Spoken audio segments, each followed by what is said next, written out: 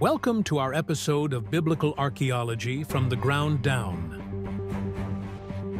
Sponsored by Bible Interact and hosted by Dr. George Sparks.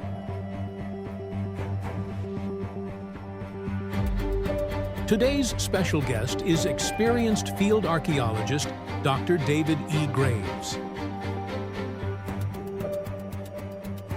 Now let's explore the field of archaeology in today's episode.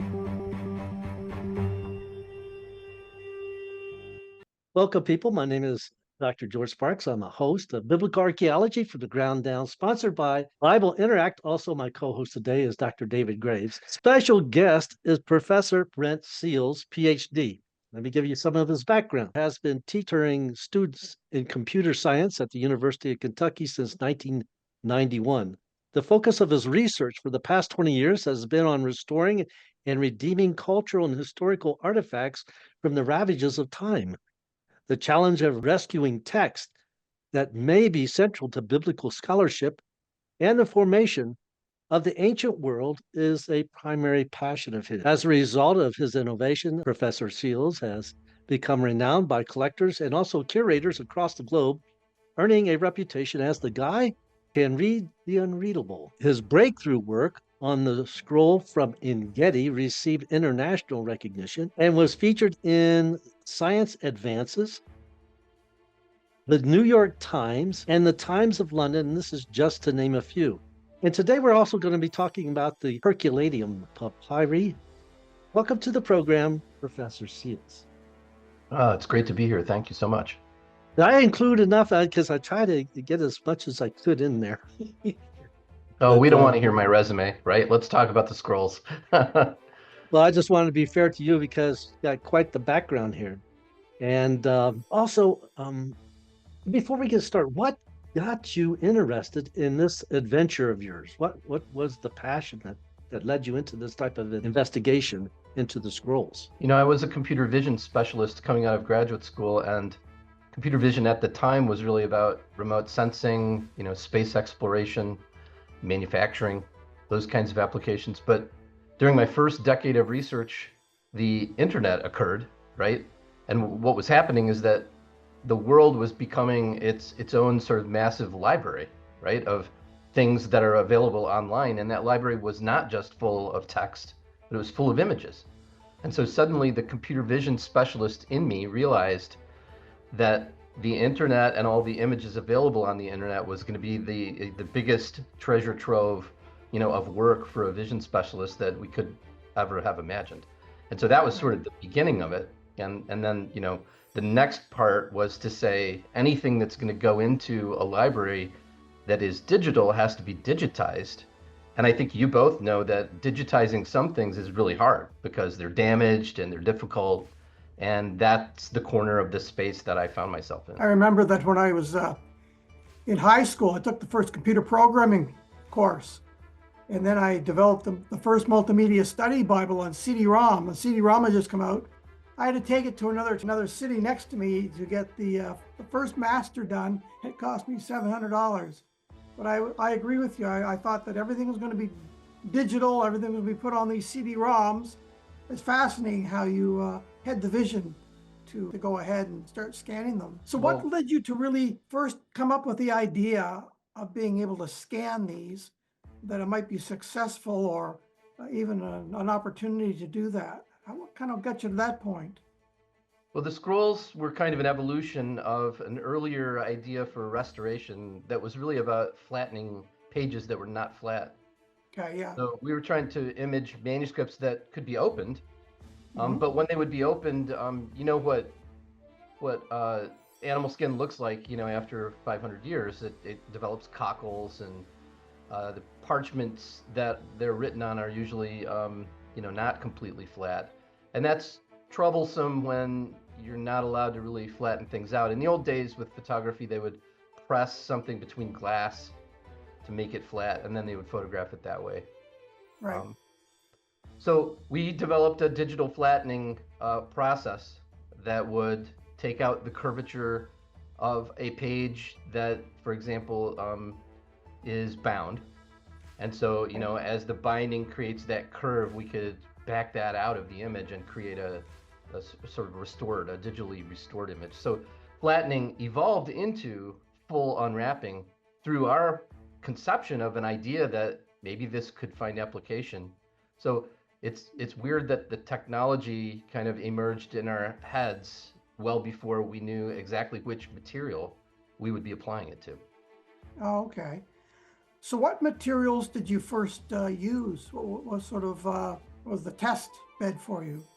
We made things in the lab out of papyrus and animal skin, wrapped them up, small samples, and we made sure that the scale of what we built was amenable for the scale of the imaging system at the time, because we were using medical scanners which work on a kind of millimeter scale.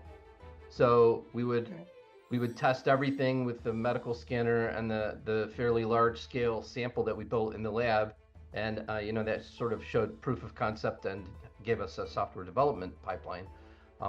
But it was the transition of doing that to dealing with real objects that was the tricky and really interesting part. Okay. Well, seeing the inside but opening it is really helpful in archaeology, because a lot of times we don't find things, especially the dating period that I'm working in. We go anywhere from the first century AD and BC all the way back to Iron Age and Bronze Age, and so they're in pretty rough shape when we get them. But how do you balance the excitement of revealing lost text within the responsibility of ensuring the AI interpretation that it's accurate, and especially when the originals can't be physically cracked or broken or really touched too much? What can you do to verify the accuracy? I know that a lot of people have been criticizing the scanning of the curse tablet, but it's lead, it's closed. We tried to open it and we couldn't because it was too fragile, but they were able to successfully scan it. But then people keep saying, "Oh, I don't believe that. That just looked like hen scratching or whatever." Well, yeah, I mean, I think we call it the digital provenance chain. Okay. The digital provenance chain is incredibly important when you're doing virtual unwrapping. And the reason why is that you have a series of steps that are being applied to, read the interior of something non-invasively. And those steps have to have integrity and be inspectable, right? And you also have to have assurance that the original data was scanned, right, from an agnostic device, not tampered with. And so I think those are the things that will inspire confidence, the ability to create peer review. So you have to release the data, and the ability to protect the original scan and confirm its veracity. If you can't do those things, then it is really difficult to trust. That's at a very high level. At a low level for us, the AI doesn't do any interpretive work for us. So the AI works at a very low level of simply answering the question, is there ink in this very small region or not? So you can think about our approach to AI in using it as a helper for this problem. You can think about it as being a pointillist kind of approach, and anything that evolves that is interpretable from that, right, is human-based. So we don't have any problems yet with hallucinations or other things that come from higher level AI. But, we and everyone will face that. And so I think the way to answer that is to, allow for peer review, so release data, and protect the veracity of that original scan. Yeah, I know that there's been a bit of a controversy recently on the reading of cuneiform, using AI. I've written a book on the history of biblical archaeology, and one of the stories in there is Henry Rawlinson. They said they couldn't read cuneiform, so they ended up doing a test where they sent samples, the same sample, identical sample, to 3 different professors, and one was a pastor, and they said, read it. And then they all brought back the reports that they had translated, presented it to the London Archaeological Society. This is back in the 1800s. And sure enough, all 3 of them were almost identical. So they knew that they were able to read the cuneiform. And I'm sure you've done similar kinds of things with comparing text. We say in archaeology, we go from the known to the unknown. So, We have a number of experts with the ancient languages who are incredibly facile at reading the language, and they do that independently for things that we virtually unwrap. And Yeah. you know, where there's disagreement, you know, there are obvious reasons why, because there are erasures or technical difficulties that make it hard. But where there's agreement, it's very strong, you know. Well, I've looked at a few of the scans that were online, and I read Greek, and I could certainly read the Greek words that had been identified. It was very clear. The challenging part, of course, as you know, is there's no spaces between ancient Greek letters, so that made it a bit challenging to find out where words break up. But Right. this probably leads into one of your colleagues that was working, or student that was working with you. His name was Luke Ferreter, was it? Luke Ferreter was a contestant, yeah, who actually won the first letters prize in the first phase of our Vesuvius challenge. He was the one whose software AI approach, right, revealed the word purple. Purple, yeah. Which was the first word that we began to see in the scroll from the Institut de France that we were virtually unwrapping. Yeah, it was a remarkable moment, I have to say. Yeah, that'll be pretty neat. And of course, that struck my chord because I've published an article on the color purple, and I've re-examined it in its archaeological context. But the fact that the word purple was there caught my eye for sure. Well, we love that was the first word because it's very rich and tied to the ancient world, of course. As you know, you wrote that paper, and also created a mystery, at least for the short term for us. You know, what is the manuscript exactly? You know, is it going to be some? You know, I was kind of hoping it might be some early biblical description of the crucifixion of Christ, right? Which we have these sections that reference Christ being mocked, you know, with purple during the crucifixion. But in fact, I believe that this text turns out to be an Epicurean text, probably by Philodemus, which lines up pretty well with other discoveries, right, from the cache at Herculaneum. Yes, yeah. I understood there was a lot of his writings that were in, possibly he lived there at the villa, or was being funded by the owner of the villa, and it would be logical to find a lot of his writings there. And then I've got an IT background as well. I was a director for computer services, so I've got a lot of connections there that really piqued my interest. So, George, you have a question for Dr. Seales? Yeah, this is more directed into the listening audience because you mentioned the Vesuvius challenge. So it's going from like maybe a personal study of yourself into a wider participation. So the Vesuvius challenge turned your research into a global collaboration, yielding readable text from the scroll in record time because now it's more open. What surprised you most about how the broader community tackled this puzzle, and how has it changed your view of crowdsourcing science? In other words, crowd participation. I mean, they take your baby and now it's out there, right? And now it's going to be handled by different people in different ways. What did you think? How did you feel? Well, yeah, we did make a transformation from, internal research only, basically, to, welcoming the broader community on focused aspects of what we've done. I think that's not a fit for every research program or for every point in the development of every research program. But we had come to the place where we were convinced with very systematic scientific work that the AI solution to seeing the ink of Herculaneum was going to reveal everything, and that we were going to solve this really difficult problem of finding the layers within the scans that we had. Because we were doing that internally, we just wanted to accelerate. So for our research program and for the place where we were with virtual unwrapping, specifically of the Herculaneum Scrolls, it was the perfect time to convert to a contest type format and then welcome people in a really focused way to contribute. And the focus was the AI. We basically did all of the virtual unwrapping from the data that we had. We scanned all of the material ourselves. We did all of that work and didn't ask contestants to participate, because you can't have the world, for example, if you're doing archaeology, show up at an archaeological dig, right? That won't work. But you might have, a broader community of many people look at things online or try to understand an object that's been found, for example, right? And so in our case, we used our software to improve and systematically distribute large sections of the interior of the scroll that were AI ready.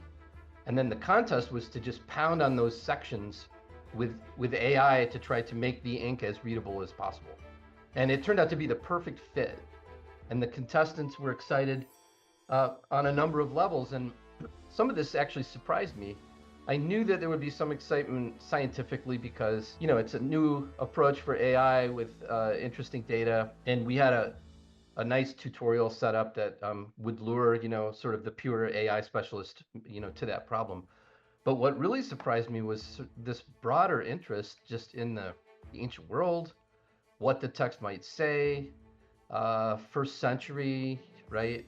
I just didn't expect that to be as much of a driver as it turned out to be. And actually that continues to today. I mean, here we have many more things that we've scanned, an ongoing set of thousands of people who are interested in seeing that. And, I don't think it was a mistake to create that. I think it's been a really positive outcome, and we want to see it continue and maybe even accelerate from here. I want the listening audience to be aware, because I did mention the Engedi scroll, and now we switched over to the Herculaneum Papyri. And in that, different scrolls have different ink that have to be read by AI. So you have to program the AI to read this different types of ink. So you can't just say, oh, this one ink fits all. Is that That's correct? right. Yeah. Yeah, well, in a lot of ways, this work, as focused as it is, reaches across a lot of different strata, kind of like if you're an archaeologist where, the deeper you go, the different things come into play because it's a different era, right?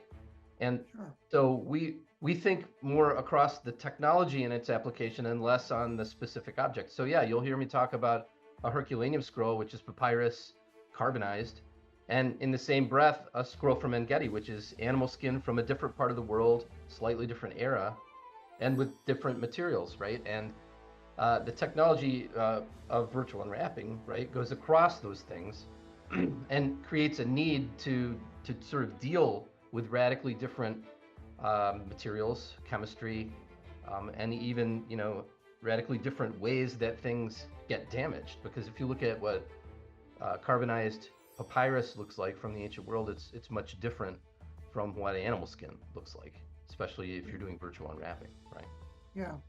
I did fire restoration for a number of years, another lifetime. So I've seen a lot of char in my day, and it's pretty rough to deal with. And then I dealt with some from the Iron Age when you're digging down in a strata and you find, a charred beam or something. It's still char, but it's got a lot of history between it. Yeah.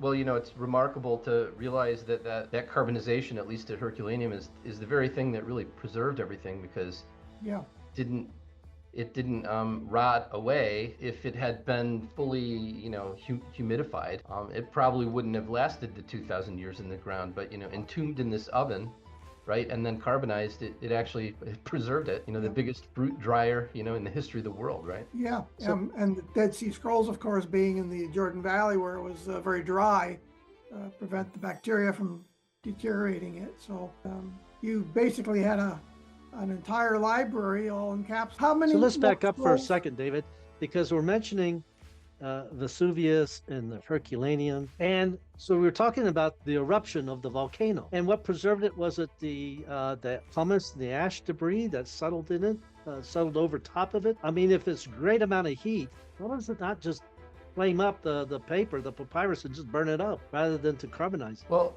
I've heard, I'm not an expert in this area, I'm not a volcanologist or anything, but I've heard that what happened at Herculaneum was somewhat different because it was characterized more by a pyroclastic flow, which is like a very hot, wet blanket, right?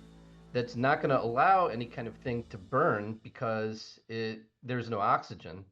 Happens very quickly. But what happens instead is that it heats up, superheated, but with no oxygen, and that's what creates carbonization. Like if you do this in your oven, basically you put it inside a closed container, right? And it won't catch fire, but it certainly will, cook down into something that looks exactly like what came out of Herculaneum, Yeah.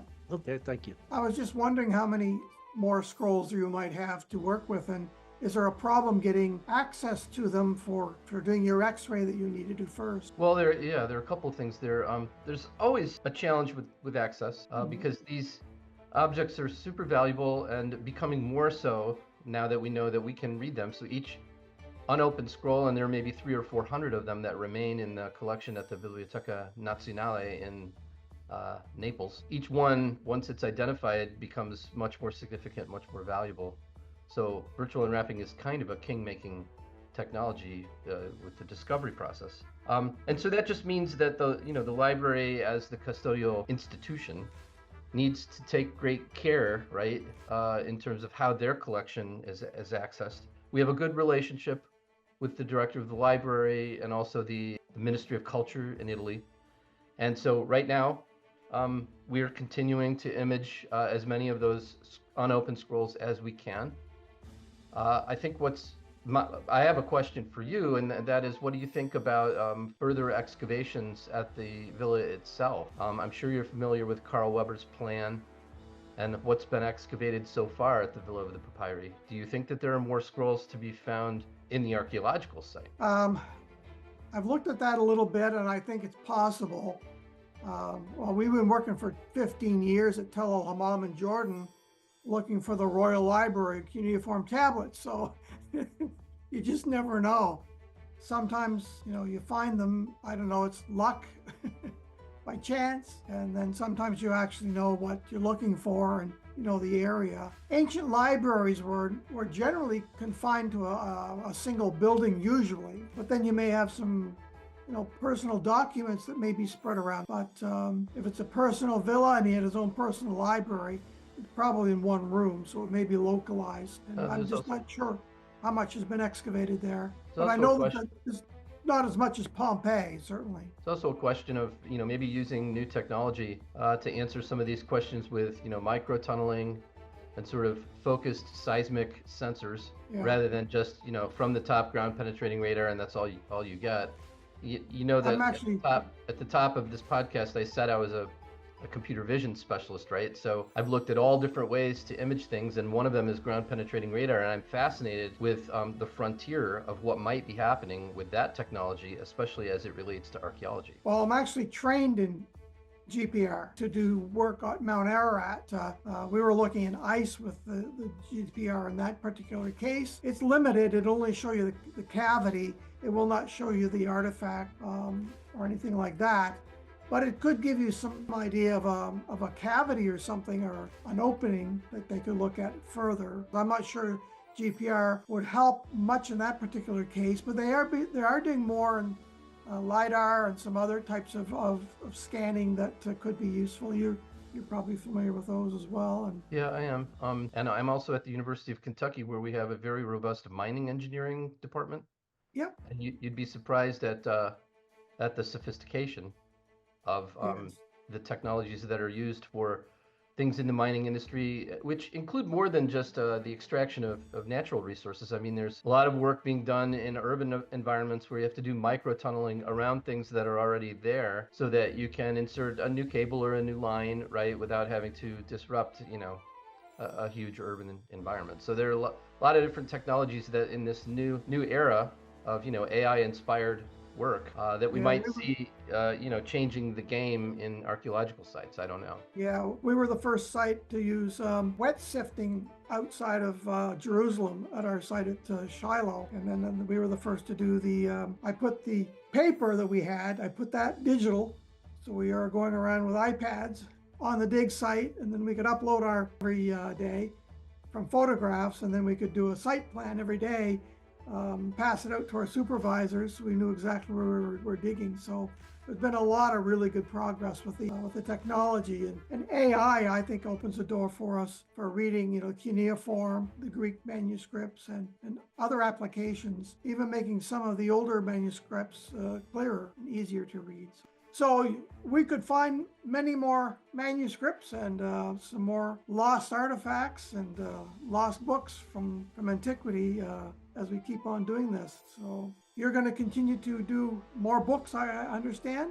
Well, what's interesting about our approach for virtual unwrapping is that every piece of the technology we're using improves over time. The imaging gets better, and I could show you the curve over time at the improvement of tomography in sort of every dimension, which is amazing. And because that's a fully non-invasive approach, mostly we're just imaging, carbon on carbon.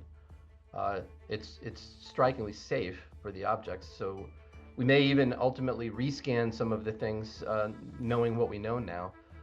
But the software also improves, and as we see more examples of what the interiors look like, the AI improves. So I think, my dream is to see the books that remain that are unopened end up being the most pristine results that we have from Herculaneum. There were a lot of things that were opened up physically, and a very few scrolls actually did turn out pretty well because not everything was carbonized to the same degree. I'd love to see everything that we virtually unwrap be in this category of, sort of almost completely readable through the improvement over time of every step of virtual unwrapping. And then, of course, I'd like to see that, pressure the community to consider possible archaeology to fully excavate and understand the villa. Not to treasure hunt per se, but to basically say, look, this is the site where we know there was an extant library. So we really owe it to ourselves and to, posterity, right, to fully excavate it before the next catastrophe, whatever that's going to be. And it might not be too long. You never know what Vesuvius is going to do. Yeah, and in my opinion, it's probably as important a project as even the discovery of the Dead Sea Scrolls for adding to our understanding of the classic period. Well, that's a bold statement. I wanted to ask you what you thought about that. I feel like these 400 original books will add a huge amount of understanding to what we know about the library and possibly about what was going on in the first century. And, if you add to that the idea of at least possible excavation, it could turn out to be, the biggest trove of information from the classical period in human history. And I don't know if that's actually true, but it feels right. Yeah, we don't have an intact library anywhere else in the world. We have the Library of Celsus in Ephesus, but it's empty. But this is the first in situ one we have. All the manuscripts are in one place, intact in the library. So it would be amazing if they all could be read. And I wouldn't be surprised if we would find documents there that we don't have another copy of anywhere in the world. So it would be, I think, revolutionary. Kudos to the students that were able to crack the code. And do they write their own code now for this, or is this something that you provided along with the scans and they just improved it or wrote some more code to make it to read it better, or how did that work? I got an IT background, so I'm fascinated with the technology part of it. Sure.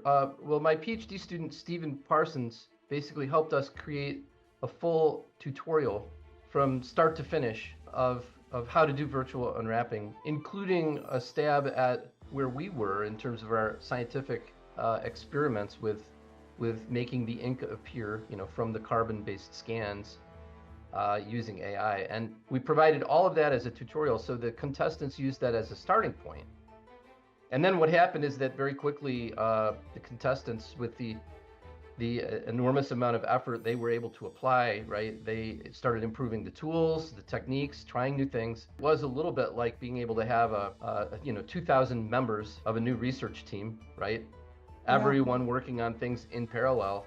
The number of human hours that were brought to bear was, just enormous. Right. And so, yeah, hats off to all those contestants who tried to spin all those different knobs and innovate in a space where, we provided a starting point, of course, but then off they went, right? It was great.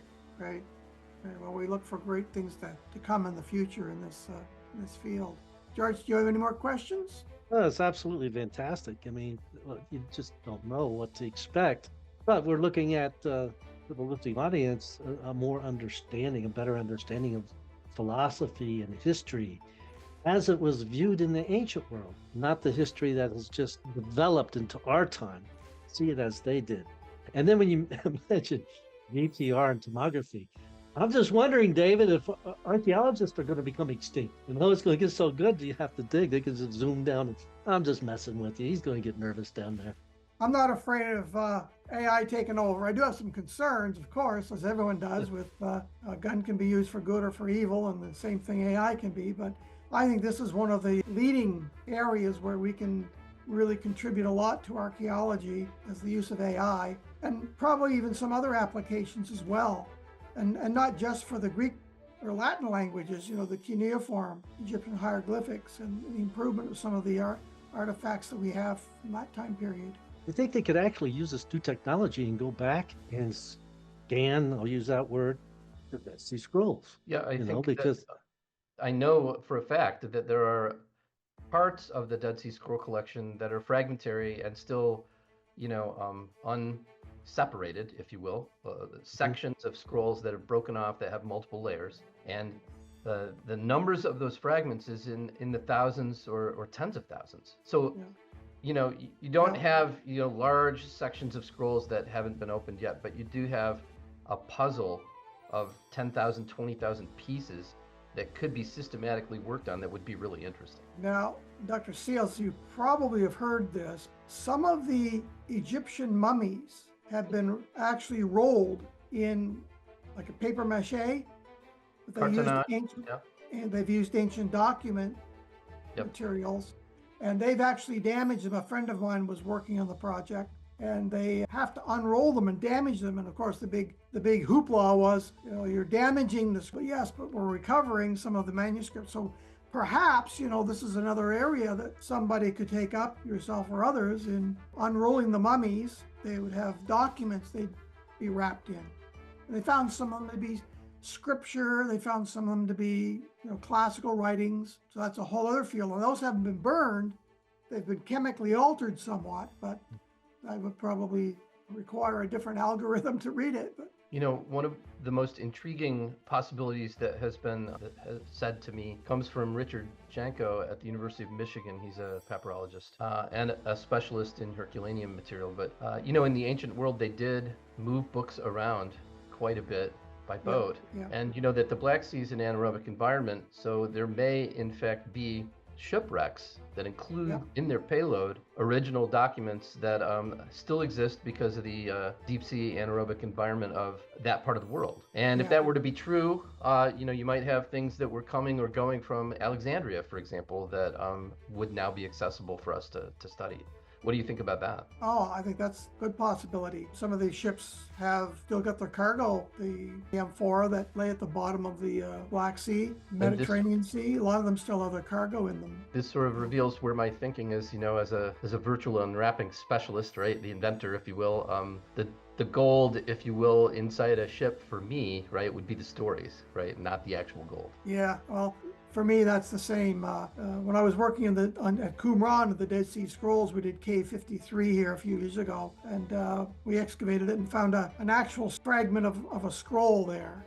We were really excited. We sent it off to the Hebrew University lab, and there wasn't any writing on it. But at least, as I've said, no writing that is visible.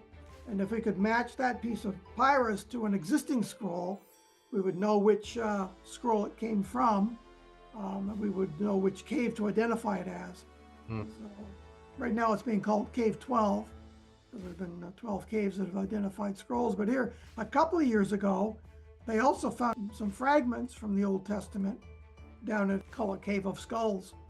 So who knows what the future's going to hold and what we'll dig up and what they'll discover. But it's great that new technology is going to help us and help us unravel it.